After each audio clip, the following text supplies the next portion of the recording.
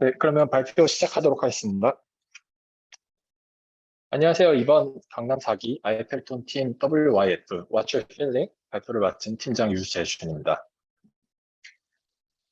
네, 저희 발표의 목차는 다음과 같습니다. 먼저 본 프로젝트의 기획 의도, 그리고 타 서비스 현황, 그리고 기획안의 개요를 간단히 설명드린 후 데이터 수집과 전처리, 데이터의 특성과 프로젝트를 진행한 개발 환경에 대해 소개해드리도록 하겠습니다. 개발 과정에서 발생했던 문제 상황이나 해결 방안, 그리고 추후 발전 방향과 간단한 팀 소개도 준비되어 있습니다. 네, 먼저 기획 이도입니다. 기존의 음악 추천 서비스들은 사용자의 과거 데이터를 기반으로 현재 감정 상태나 취향을 추측하는 방법을 사용해 왔는데요. 그러다 보니까 데이터가 누적된 후 사용자의 취향이 바뀌거나 혹은 기존과 다른 추천을 받고 싶은 상황에서 기존 데이터가 오히려 노이즈로 작용해서 추천 성능이 저하되는 필터 버블 문제가 발생하고 있었습니다. 또한 사람이 직접 제작하는 플레이리스트를 사용하는 경우에는 상대적으로 정확도와 만족도가 높은 대신 사람이 직접 제작을 해야 되기 때문에 공수가 많이 들어간다는 단점이 있었는데요. 저희 프로젝트에서는 이런 단점들을 상쇄하고 장점을 살려 지금 사용자가 가지고 있는 바로 현재의 감정을 분석할 수 있고 과거 데이터에 의존하지 않아 필터 버블 문제에서 상대적으로 자유로운 추천 방법을 제안했습니다. 실제로 멜론이나 지니, 유튜브 플레이리스트 등 현존하는 음악 스트리밍 서비스나 타 음악 추천 프로젝트에서는 기존의 콘텐츠 기반, 협업 기반 필터링 방식에서 벗어나서 컬러나 날씨 등의 음악 추천 서비스를 접목해서 사용자의 현재 감정을 정확하게 알기 위한 시도가 증가하고 있는데요. 본 프로젝트를 통해 이런 시장 수요를 어느 정도 만족시킬 수 있을 것으로 기대합니다. 네, 오른쪽에 지금 보이시는 이 영상이 저희 서비스가 작동하는 과정에 대한 영상인데요. 사용자는 자신의 기분을 자유롭게 입력할 수 있고 입력받은 문장의 감정을 다각도로 분석해서 사용자가 현재 갖고 있는 감정과 가장 유사한 감성을 가진 노래들을 모델이 추천해주는 형태로 되어 있습니다. 이 영상이 조금 길기는 한데 지금 다 보기보다는 뒤쪽에도 이게 동일한 파일이 준비되어 있기 때문에 지금은 간단하게 넘어가도록 하겠습니다. 네, 현재 보시는 그림은 이제 초기 모델에서 이제 만들었던 설계도인데요. 아무래도 이게 초창기 아이디어다 보니까 좀 상대적으로 원시적인 구조를 띠고 있고요. 처음에는 이제 다중 감성 분류를 위해서 감성어 사전을 저희가 직접 구축해서 사용할 계획이었는데 아무래도 뭐 인퍼런스 속도라던가 데이터에 대한 이해도 조금 부족했고 네, 그런 디테일한 부분이 좀 부족했다 보니까 프로젝트를 진행하면서 네, 이런 설계가 조금 바뀐 부분들이 있습니다. 네, 결과적으로 저희가 이 모델을 고도화하면서 좀 데이터 전수조사도 하고 감성어 사전을 구축하는 대신 수집한 데이터들을 추가 학습시켜서 모델의 설명력을 강화하는 방향으로 이제 선회를 하게 되었는데요. 그렇게 하면서 이제 저희가 데이터 구조를 좀 전반적으로 다 이해를 하게 되어서 그걸 기반으로 모델을 설계를 하게 되었고요. 네, 결론만 말씀드리자면 일단 그 가사를 분석한 결과를 이제 멜 스펙트로그램 데이터를 분석한 결과로 보정하는 개념으로 이해하시면 될 것 같습니다. 지금 혹시 네, 여기 플로우 차트를 보시면 인풋이 크게 세 가지가 있는 거를 보실 수 있는데요. 왼쪽에서 이제 들어오는 유저 인풋 데이터가 있고, 그다음에 오른쪽에서 이제 멜론 뮤직 데이터를 기반으로 한 가사 데이터가 이 가운데 있는 클루 로버타 라지 모델로 들어옵니다. 각각의 인풋은 인퍼런스 과정을 통해서 V1 벡터와 V2 벡터로 바뀌게 되고요. 이 V2 벡터는 다시 CNN 멜 스펙트로그램 데이터를 학습시키는 CNN 기반 네트워크의 라벨로 들어가게 되어서 결과적으로 이 멜 스펙트로그램을 분석한 V3 벡터가 나오게 됩니다. 그리고 이 가사를 분석한 V2 벡터와 그것을 기반으로 CNN 라벨을 추출한 V3 벡터가 두 개가 합쳐져서 데이터베이스로 구축이 되고요. 유저의 인풋을 인퍼런스했던 이 V1 벡터와 뮤직 인베디드 데이터베이스에 존재하는 데이터들을 수행 유사도를 기반으로 추천하게 되는 시스템입니다. 이번 프로젝트에서 저희는 크게 데이터를 두 가지를 사용하였는데요. 하나는 자연어 데이터, 그리고 다른 하나는 앞서 뮤직 인베딩 팀에서도 사용했던 것과 동일한 카카오 아레나에서 제공하는 멜 스펙트로그램 데이터입니다. 그 중에서 자연어 데이터의 경우에는 크게 다시 네 가지로 나눌 수 있는데요. 첫 번째는 바로 AI 허브에서 제공하는 감성어 데이터셋과 단발성 대화 데이터셋, 그리고 일상어 데이터셋, 그리고 자체 크롤링을 통해서 수집한 가사 데이터셋입니다. 감성어 데이터셋과 단발성 대화 데이터셋의 경우 각각 6가지와 7가지의 감정 분류 레이블이 있었고요. 일상어 데이터셋의 경우에는 별도의 감성 레이블은 존재하지 않았습니다. 다만 저희가 이 데이터를 전수 조사를 하는 과정에서 그 감성 레이블이 소분류 레이블과 대분류 레이블 2가지가 있었는데 이 2가지 분류가 서로 상충하는 경우가 굉장히 많이 발견이 되었고요. 아무래도 좀 여러 가지 노이즈가 낀 데이터들이 있었기 때문에 저희가 직접 그 재검수를 통해서 슬픔, 분노, 긴장, 기쁨, 중립, 평화 6가지의 감정으로 통합하는 과정을 거치게 되었습니다. 네, 그래서 결과적으로 통합된 데이터들의 그 소분류 감정 레이블이 이제 왼쪽에 있는 워드 클라우드인데요. 사실 이것보다는 오른쪽에 있는 최종 감정 데이터 분포 그 그래프를 보시는 게 훨씬 더 이해하기가 쉬울 것이라고 생각이 됩니다. 여기를 보시면 그 첫 번째부터 이제 슬픔, 분노, 긴장, 기쁨, 중립, 평화 순으로 되어 있는데요. 아무래도 그 데이터 자체가 데이터의 그러니까 라벨별 데이터가 조금 불균형한 부분이 있었습니다. 하지만 저희가 따로 이 부분을 뭐 어그멘테이션을 해서 보정을 하거나 하지는 않았는데요. 왜냐하면 실제로 노래를 듣는 경우에 대부분의 사람들이 뭔가 이렇게 굉장히 평온하고 어, 균등한 상태에서 듣기보다는 뭔가 이렇게 슬픔이든 뭐 화가 나든 신나고 기쁘든 뭔가 명확한 주된 감정이 있는 상태에서 노래를 듣는 경우가 많다고 판단을 했고 그게 훨씬 더 현실의 데이터에 부합한다고 판단을 했기 때문입니다. 대신에 이 데이터가 불균형하다는 부분을 계속해서 유의해서 실험을 진행하고요. 그 부분에 대해서는 뒤쪽에서 다시 조금 더 설명해 드리도록 하겠습니다. 네, 가사 데이터의 경우에는 이제 훅이나 브릿지처럼 이렇게 가사의 특정 지표 역할을 하는 불필요한 데이터들을 정제하고 그리고 이제 저희가 아무래도 가사 데이터가 필요하다 보니까 가사 없는 인스트루멘탈 음원 같은 경우에는 정제하는 과정을 거쳤고요. 그리고 저희가 사용하는 NLP 모델이 토큰 길이가 510이다 보니까 그걸 넘어가는 지나치게 좀 긴 예를 들면 대표적인 게 이제 랩 같은 게 있었는데요. 그런 데이터들도 좀 정제를 해서 최종적으로 약 11만 건의 가사 데이터가 추출이 되었고요.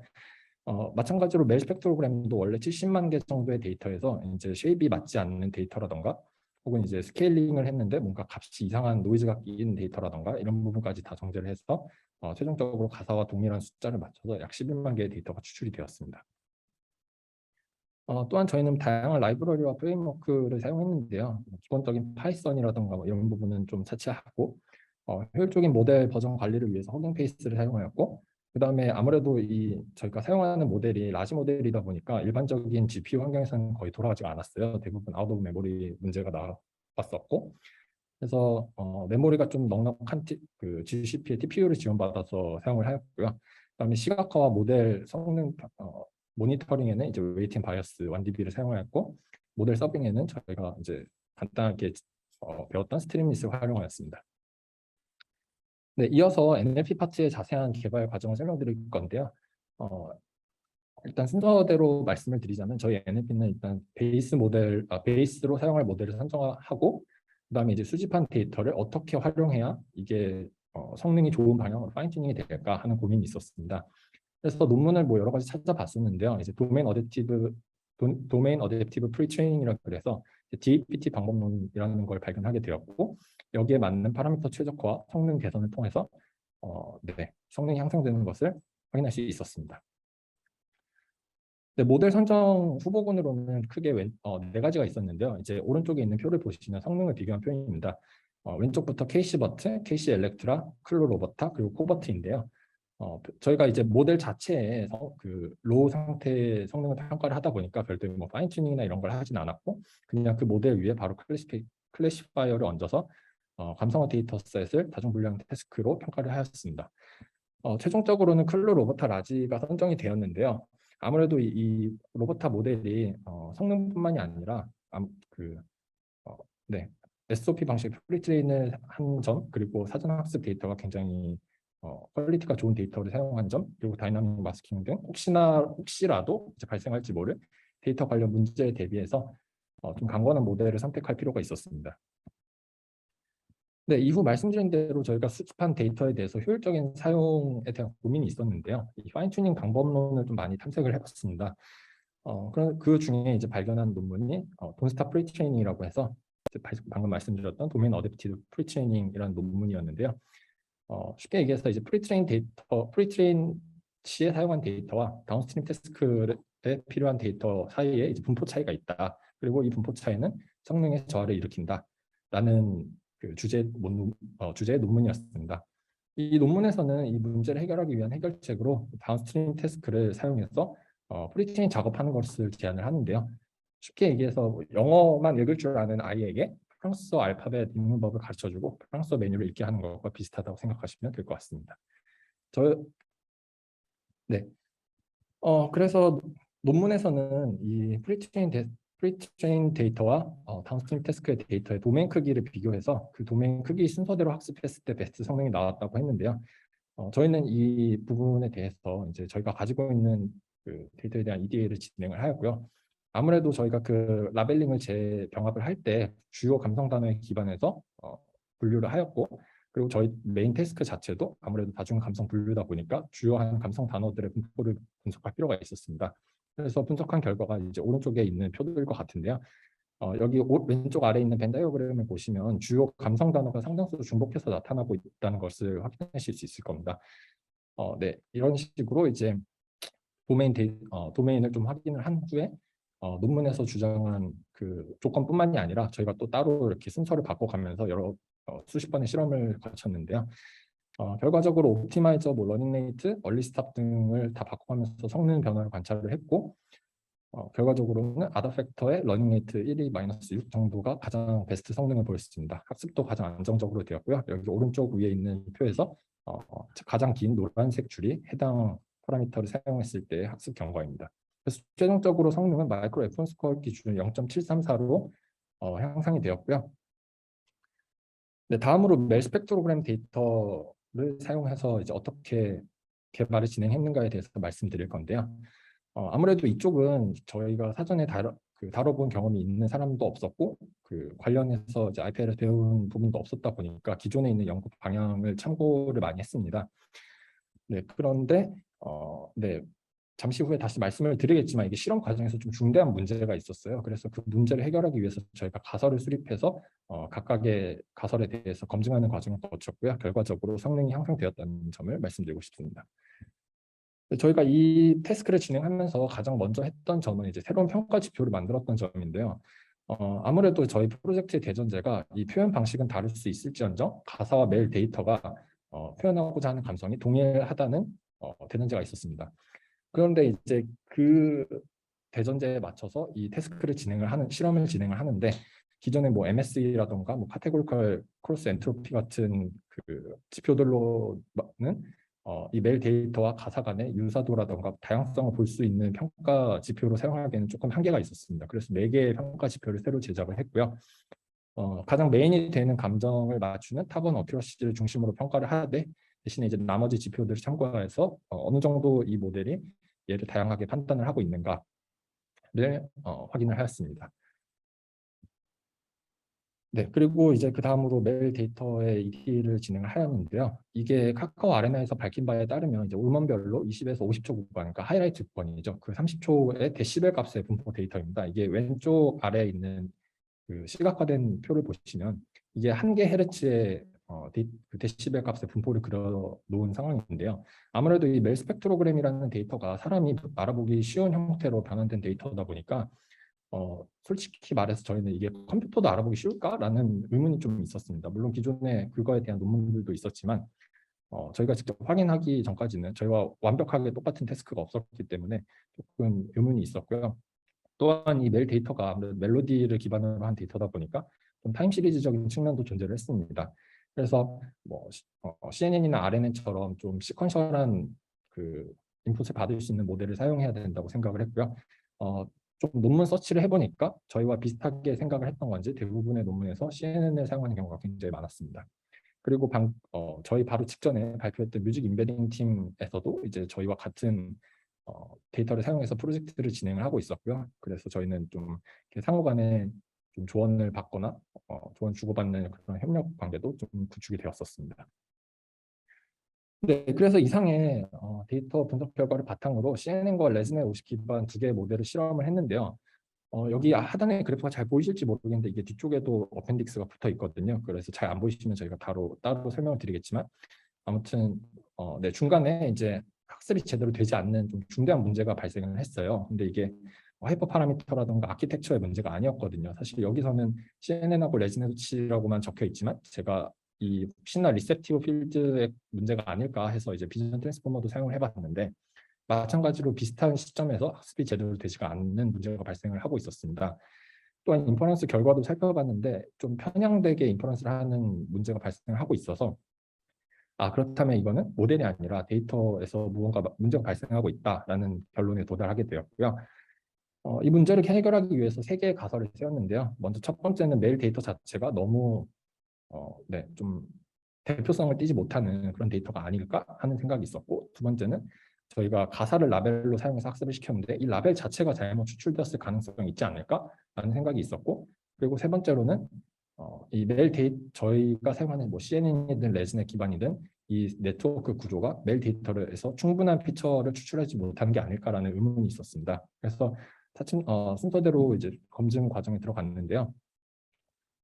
첫 번째로 이제 메일 데이터 자체의 노이즈 가능성, 사실 이거는 어느 정도는 사실이었습니다. 저희가 실제로 이거를 좀 변환을 해서 음원 파일로 재생을 해봤는데 사람이 듣기에도 거의 이게 무슨 노래지 싶을 정도로 좀 저음질의 데이터였고요. 그래서 이 정도 데이터면은 좀 피처 추출하는 과정이 중요하겠다라는 생각이 들었고, 두 번째로 이제 라벨로 사용한 가사 임베딩을 시각화를 해봤는데 여기 왼쪽 하단에 보이다시피 약간의 데이터 라벨 불균형은 있지만 그 라벨 자체가 뭔가 잘못 추출됐거나 한 거는 아니다라는 결론에 도달했습니다. 그래서 결론적으로 이 문제는 지금 우리가 사용하고 있는 네트워크가 피처를 충분히 추출해서 보지 못하고 있다라는 결론에 도달하게 되었고요.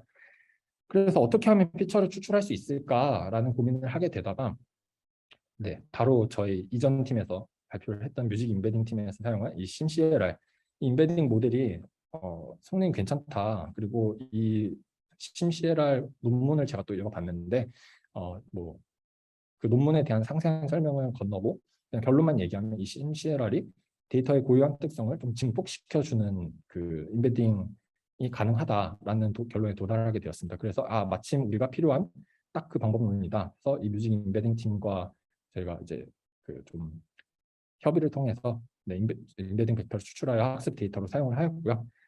아무래도 좀 깊은 임베딩 과정, 사전 임베딩 과정을 거쳤기 때문에 저희가 뭐 레이어를 깊게 쌓거나 하진 않았습니다. 간단한 덴스 레이어와 CNN, 아주 간단한 구조의 심플 CNN만 사용을 했고요. 결과만 말씀드리자면 최종적으로 이제 추론 성능이 상당히 향상이 되었는데요. 저희가 생각했던 대로 이 피처 추출의 문제였던 거죠. 그래서 최종적인 성능은 초기 40%에서 약 78%로 38%포인트가 증가하였고요. 이제 탑2 어큐러시 같은 경우에는 88%에서 98%로 거의 다 맞추는 것을 확인할 수 있었습니다. 추천 시스템 같은 경우에는 저희가 저희가 생성한 이 데이터베이스를 기반으로 하다 보니까 코사인 유사도를 사용해서 유저 인풋과 비교하는 게 가장 효율적이고 빠른 길이라고 판단을 하고요.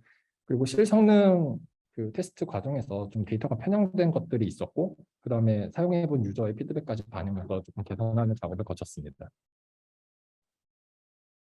이 편향된 데이터에 대해서 이제 좀 말씀을 드리자면 실성능 예를 들어서 뭐 축하 사절단이라는 가수가 낸 노래 중에 이 축하때 시리즈가 있어요. 근데 얘네들은 똑같은 노래인데 날짜만 다릅니다. 9월 20일 축하 노래, 9월 21일 축하 노래, 뭐 10월 13일 축하 노래 이런 식이었어요. 근데 이게 똑같은 데이터니까 계속 나오는 거예요. 그래서 이런 부분에 대해서는 이거는 불필요한 데이터다 해서 중복 콘텐츠를 제거를 하고, 그다음에 이제 뭐 여러 아티스트가 참여를 했거나 혹은 그 인스트루멘탈 데이터가 충분히 필터링이 되지 않거나 해서 이제 뭐 아티스트가 명시되지 않는 이런 베리어스 아티스트 타입의 노래들은 감성 분포가 여러 가지로 퍼져 있다 보니까 좀 전체 데이터베이스에 악영향을 끼치는 부분이 있었습니다. 그래서 이런 부분도 필터링을 해서 최종적으로는 약 4만 개의 데이터베이스가 구축이 되었고요.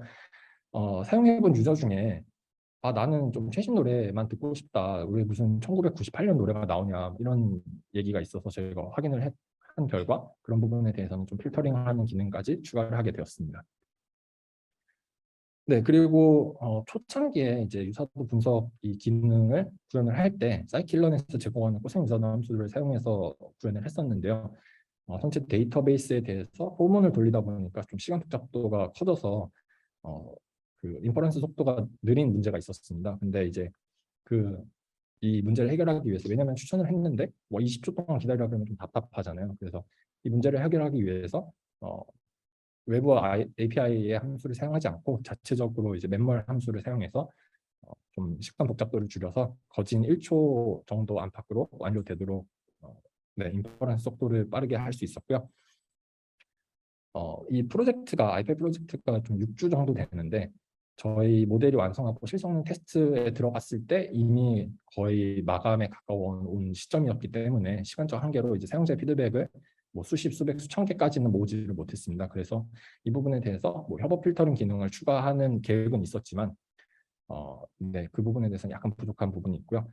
저희가 지금 KDT 해커톤도 같이 진행을 하고 있는데 그게 이제 마감이 조금 아이필톤보다는 더 후에 끝나다 보니까 그런 부분에 있어서는 사용자의 피드백을 지금 수집을 해서 포함시킬 계획에 있습니다. 저희 본 프로젝트의 이제 추후 발전 방향에 대해서는 방금 말씀드렸다시피 협업 필터링 기능을 추가하고, 그리고 입력이 현재 텍스트로만 받고 있는데 음성 인식 모듈이 지금 되게 잘 나와 있는 것들도 많고 뭐 저희가 만들 수도 있을 거라고 생각을 합니다. 그래서 음성 인식 기능을 추가를 할 계획이고요. 그리고 멜트 텍스트라던가 혹은 텍스트 멜처럼 이제 멜로디를 주면 가사를 생성하거나 가사를 주면 멜로디를 생성하는 파생 모델의 개발도 조금 욕심을 내고 있는 상황입니다. 그리고 방금 말씀드렸다시피 KDT 해커톤 참여를 통해서 아이패드 끝났다고 해서 디 엔드 딱 끝이 아니라 좀 지속적으로 개발하고자 하는 의지를 이어가려고 합니다. 네, 발표는 이상이었고요. 저희 팀원들은 네, 이상입니다. 발표. 감사합니다.